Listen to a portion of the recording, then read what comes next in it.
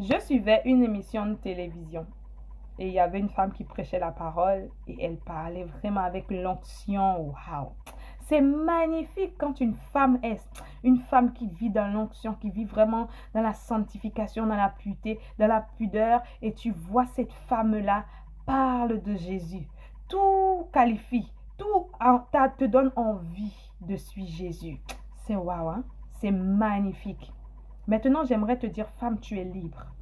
Libre de s'exprimer, libre de parler de Jésus. Vous savez, on a eu des militantes, maintenant je parle dans l'histoire, des militantes qui s'est levées pour combattre afin que les femmes soient libérées physiquement. Spirituellement, Jésus-Christ est venu te libérer. On va citer les versets au cours de cette vidéo.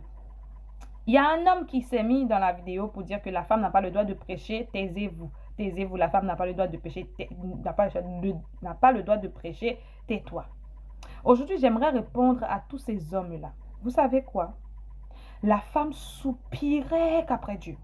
Quand on lit l'histoire des femmes, on lit les femmes dans l'Ancien Testament, on sent vraiment, la femme portait un poids de culpabilité tellement énorme sur leur vie qui les empêchait de s'exprimer, qui les empêchait de prendre la parole en public, qui les étouffait, l'homme dominait tellement la femme que la femme était tellement emprisonnée.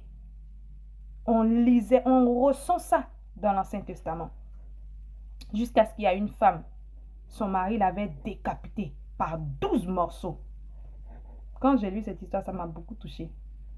Et séparer les morceaux. Et bien avant ça, il y a autre chose qui s'est passé dans la vie de cette femme-là. Il a donné la femme-là à des hommes et les hommes ont fini de faire et puis après ils ont... La femme soupirait qu'après Dieu. Aujourd'hui, toi femme, Christ est venu te libérer. La Bible dit, si Christ t'a affranchi, tu es réellement libre. Libre de t'exprimer, libre de prendre la parole en public, libre de t'exprimer avec pudeur, avec sanctification, avec pureté, libre de vraiment communiquer le parfum du Saint-Esprit en toi. Tu es libre de faire ça. Personne ne peut te dire de fermer la bouche. Si tu fermes la bouche, c'est parce que Dieu veut que tu fermes la bouche, mais pas parce qu'un homme sur cette terre va te dire de fermer la bouche.